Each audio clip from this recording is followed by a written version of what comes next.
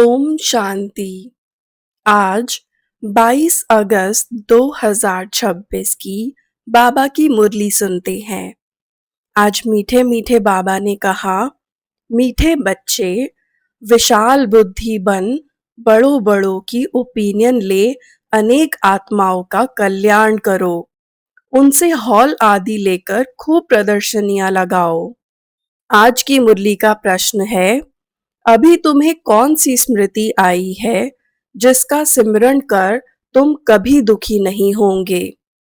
उत्तर, अभी स्मृति आई है कि हम पूज्य राव थे, फिर रंक बने। अब फिर से बाबा हमें राव यानी राजा बना रहे हैं। बाबा अभी हमें सारे विश्व का समाचार सुनाते हैं।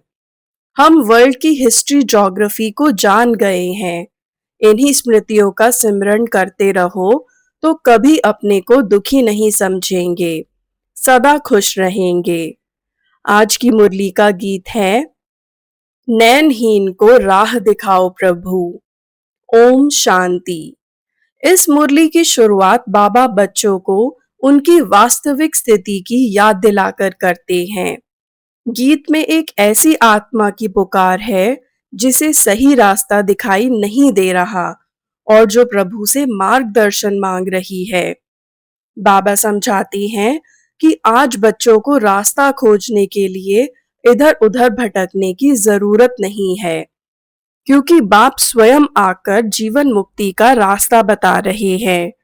जीवन मुक्ति का अर्थ केवल बंधन से छूटना नहीं, बल्कि जीवन में सुख, शांति और संपन्नता का अधिकार प्राप्त करना है। जैसे बच्चे के जन्म के साथ ही ये निश्चित हो जाता है कि उसे अपने माता-पिता से वर्षा मिलेगा, वैसे ही आत्मा जब बाप को पहचान लेती है, तो उसे अपने आध्यात्मिक वर्षे का रास्ता भी स्पष्ट हो जाता है। इसीलिए बाबा कहते हैं कि बाप से वर्षा लेना कठिन नहीं है। आवश्यकता केवल बाप को पहचानने और उनके बताए रास्ते पर चलने की है।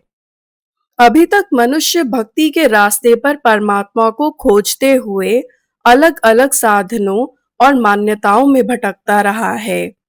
लेकिन इस समय ज्ञान मिलने के बाद बच्चे समझते हैं कि रचता से संबंध जोड़कर ही रचना का सही ज्ञान प्राप्त हो सकता है। पहले मनुष्य केवल ये मानते थे कि भगवान ही सृष्टि के रचयिता हैं, लेकिन इस बात की पूरी समझ नहीं थी कि वह कब आते हैं, किस प्रकार ज्ञान देते हैं और आत्माओं को उनके बंधन से कैसे मुक्त करते हैं। अब बच्चों को ये स्पष्टता मिल रही है कि वर्तमान समय में बाप स्वयं आकर ज्ञान और राजयोग का सहज रास्ता बता रहे हैं। इस मुरली में एक बहुत महत्वपूर्ण बात स्मृति की है। बाप कहते हैं कि स्मृति मिली है, लेकिन माया फिर उसे भुला सकती है। अर्थात ज्ञान सुन लेना और उसे जीवन में लगातार याद रखना दोनों अलग बातें हैं। कई बार आत्मा किसी समय बहुत स्पष्ट अनुभव करती है कि मैं कौन हूँ, मेरा बाप कौन है और मुझे क्या प्राप्त करना है। लेकिन परिस्थिति बदलते ही वही निश्चय कमजोर हो जाता है। इसीलिए बाबा बच्चों को खबरदार करते हैं कि जो स्मृति अभी मिली है, उसे बार-बार मन में दोहराते रहो। स्मृति जितनी पक्की होगी, उतना ही मन खुशी में रहेगा।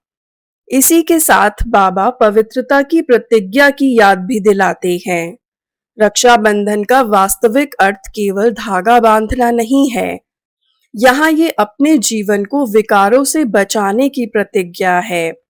बाबा कहते हैं कि काम महाशत्रु है और बच्चे बाप के साथ ये वादा करें कि पतित नहीं बनेंगे और बाप को याद करते रहेंगे। ये प्रतिज्ञा केवल एक दिन की रस्म नहीं है, बल्कि आत्मा की दिशा बदलने का संकल्प है। बाप ये भरोसा देते हैं कि याद की शक्ति से पुराने पापों का प्रभाव समाप्त हो सकता है, लेकिन उसके लिए बच्चे को अपनी तरफ से पुरुषार्थ भी करना है। बाबा इसे सोने के उदाहरण से समझाते हैं। जैसे सोने में मिलावट आ जाने पर उसे आग में तपाया जाता है और उसकी अशुद्धता अलग होकर वह फिर से शुद्ध बनता है।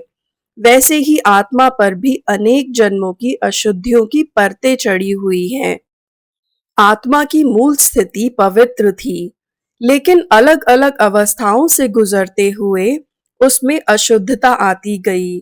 इसलिए आत्मा को फिर से शुद्ध करने के लिए ज्ञान और योग की प्रक्रिया आवश्यक है। ये कोई बाहरी सफाई नहीं है, ये भीतर के संस्कारों और विकारों को बदलने की प्रक्रिया है। बाबा बच्चों को ये समझाने के लिए चित्रों और नक्शों का महत्व भी बताते हैं। जैसे किसी विश्वविद्यालय या कॉलेज में अलग-अलग विषय को समझने के लिए नक्शे और चार्ट होते हैं, वैसे ही यहाँ भी सृष्टि चक्र और आत्मा की यात्रा को समझने के लिए चित्र हैं। इन चित्रों का उद्देश्य केवल देखने के लिए नहीं, बल्कि ज्ञान को सरल तरीके से दूसरों तक पहुंचाने के लिए है। जो बात स्वयं समझ में आ गई है, उसे दूसरों को भी स्पष्ट रूप में समझाया जा सकता है। इसीलिए बच्चों को ज्ञान को केवल अपने तक सीमित नहीं रखना है। मुरली में भारत के पुराने वैभव का भी उदाहरण आता है। बाबा बताते हैं कि जिस भारत को आज हम देखते हैं, वही कभी अत्यंत संपन्न था। देवताओं के मंदिरों में इतना धन और वैभव लगाया जाता था कि उनकी मूर्तियों को हीरे जवाहरात से सजाया जाता था। भारत में इतना अपार धन था कि विदेशी आक्रमणकारी भी उसे लूट कर ले गए। बाबा इन उदाहरणों के माध्यम से बच्चों को ये स्मृति दिलाते हैं कि भारत की पुरानी स्थिति कितनी ऊंची थी। आज की आर्थिक या सामाजिक स्थिति को देखकर ये कल्पना करना कठिन हो सकता है, लेकिन ज्ञान हमें उस पुराने स्वरूप की पहचान कराता है। यहीं से आज के प्रश्न का उत्तर भी और स्पष्ट होता है। बाबा कहते हैं, हम पूज्य राव थे, फिर रंक बने और अब बाबा फिर से हमें राव बना रहे हैं।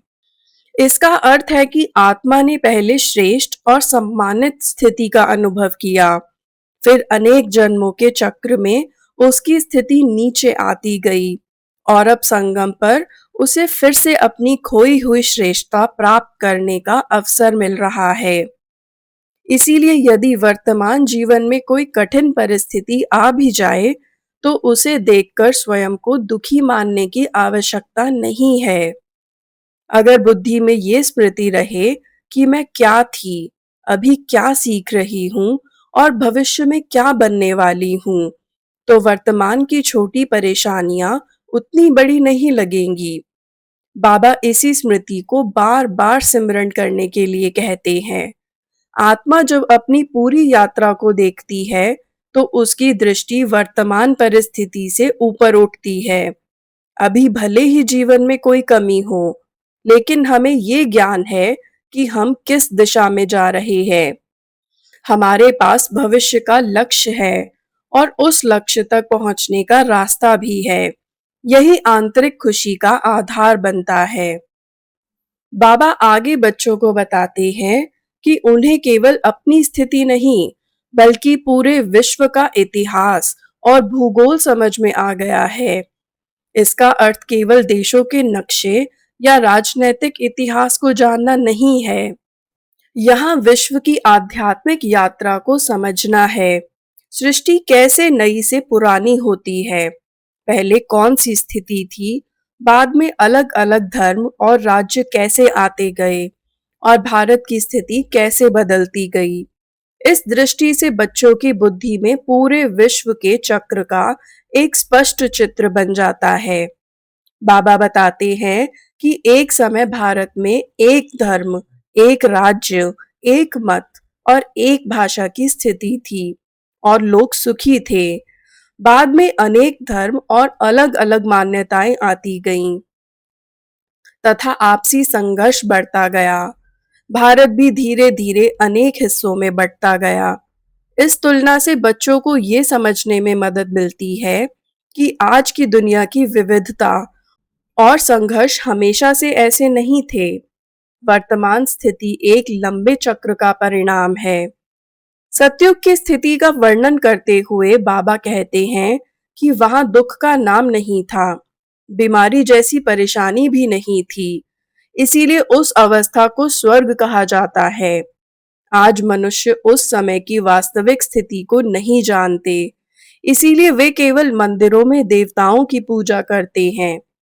पूजा करने वालों के पास देवताओं की मूर्तियां तो हैं, लेकिन ये ज्ञान नहीं है कि जिनकी पूजा वो कर रहे हैं, उन्होंने वहां ऊंच पद कैसे प्राप्त किया था।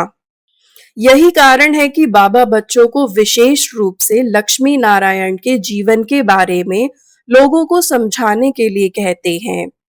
कोई व्यक्ति बहुत धन खर्च करके लक्ष्मी नारायण का मंदिर बनवा देता है, लेकिन उससे ये पूछना चाहिए कि इन लक्ष्मी नारायण ने राज्य कैसे प्राप्त किया, उनका जीवन कैसा था, फिर वह राज्य कहाँ गया, आज वह स्थिति कहाँ है।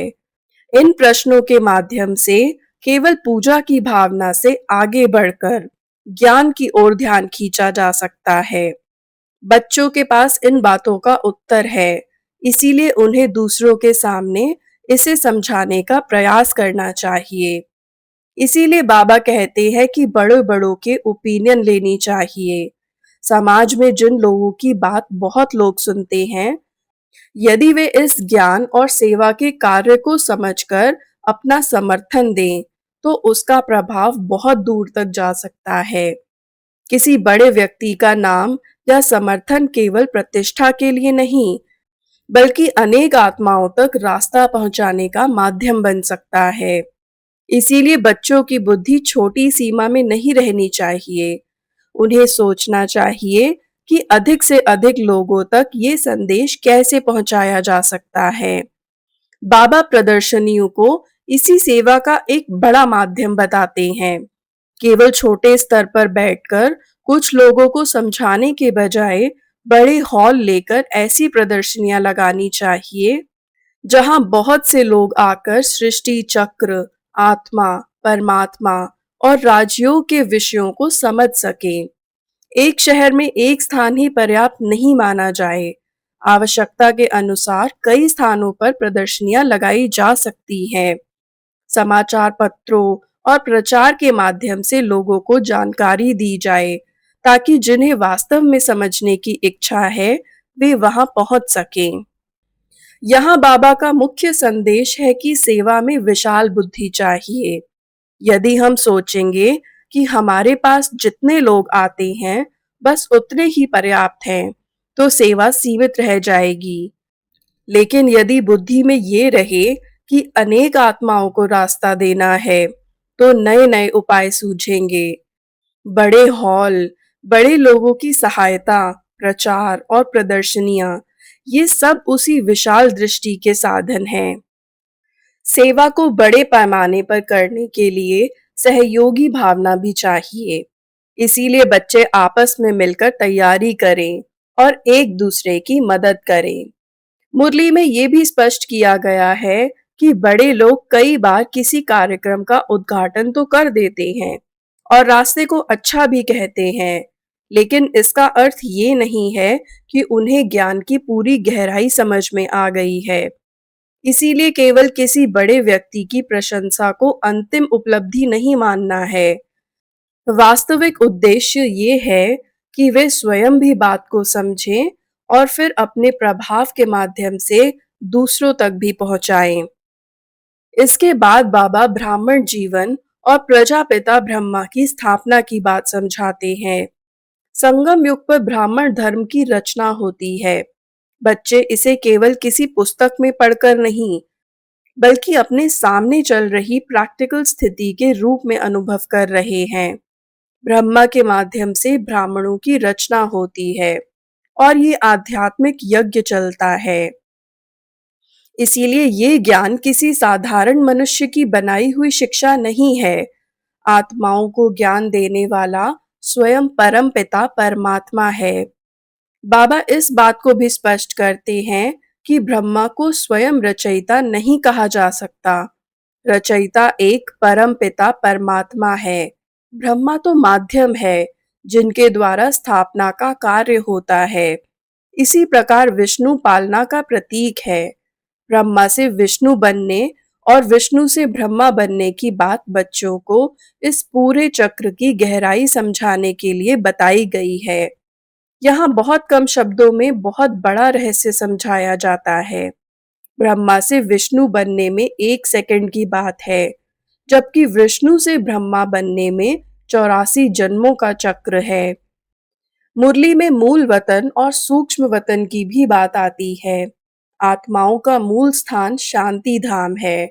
वहां आत्माएं अपने निराकारी स्वरूप में रहती हैं। इसके बाद सूक्ष्म वतन की स्थिति है, जहां सूक्ष्म रूपों का अनुभव होता है। और फिर ये स्थूल दुनिया है, जिसमें आत्मा शरीर लेकर अपना पार्ट बजाती है। बच्चों को इन तीनों स्तरों की समझ होने से ये स्पष्ट होता है कि आत्मा केवल इस दिखाई देने वाली दुनिया तक सीमित नहीं है।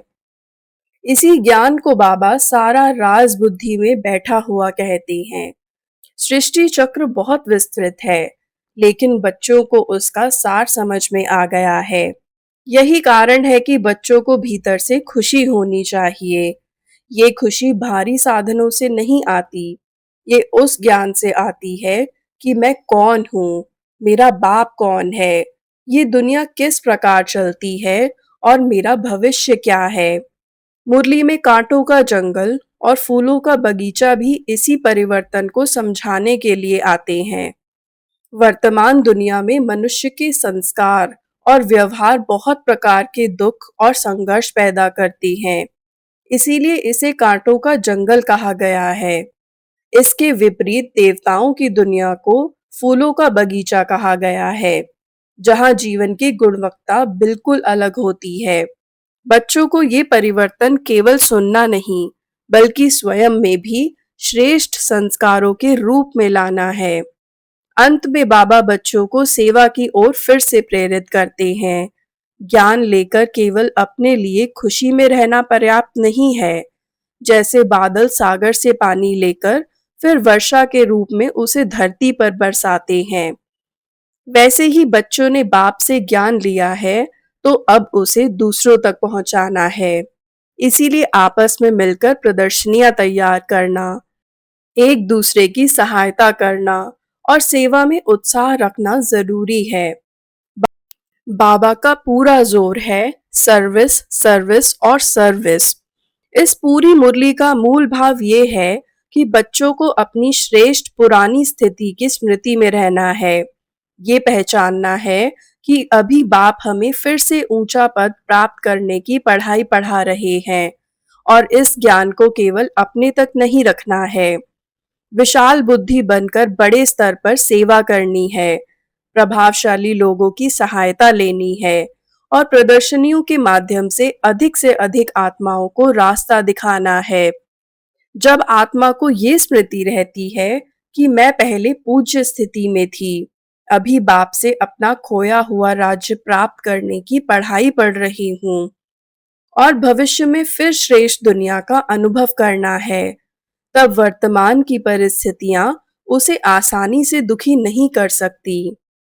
धारणा के लिए मुख्य सार: पहला, बाप द्वारा मिली हुई नॉलेज का सिमरण कर अपार खुशी में रहना है। विशाल बुद्धि बन जोर शोर से सर्विस करनी है। दूसरा, बाप द्वारा जो स्मृति मिली है उसे विस्मृति में नहीं लाना है। पवित्र रहने की जो बाप से प्रतिज्ञा की है उसे पूरा निभाना है।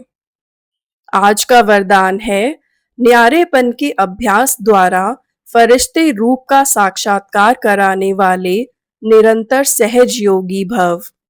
जैसे कोई भी वस्त्र धारण करना व न करना अपने हाथ में होता है, ऐसा अनुभव इस शरीर रूपी वस्त्र में हो। जैसे वस्त्र को धारण करके कार्य किया और कार्य पूरा होते ही वस्त्र से न्यारे हुए, शरीर और आत्मा दोनों का न्यारापन चलते फिरते अनुभव हो, तब कहेंगे निरंतर सहज योगी। ऐसे डिटैच रहने वाले बच्चों द्वारा अनेक आत्माओं को फरिश्ते रूप और भविष्य राज्य पद के साक्षात्कार होंगे। अंत में इस सर्विस से ही प्रभाव निकलेगा। स्लोगन: संगम का 1 सेकंड भी व्यर्थ गवाना अर्थात 1 वर्ष गवाना। ये अव्यक्त इशारे अपवित्रता के बीज को भी समाप्त कर संपूर्ण स्वच्छ यानी पवित्र बनो। ब्राह्मण जीवन का जो आंतरिक वर्षा सदा सुख स्वरूप, शांत स्वरूप, मन की संतुष्टता है, उसका अनुभव करने के लिए मनसा की पवित्रता चाहिए। जमा करने की विधि है मनसा वाचा कर्मणा पवित्रता। फाउंडेशन पवित्रता है। सेवा में सफलता का आधार भी पवित्रता है। संकल्प व बोल में और कोई भी भाव मिक्स नहीं हो। भाव में भी पवित्रता, भावना में भी पवित्रता हो। ओम शांति।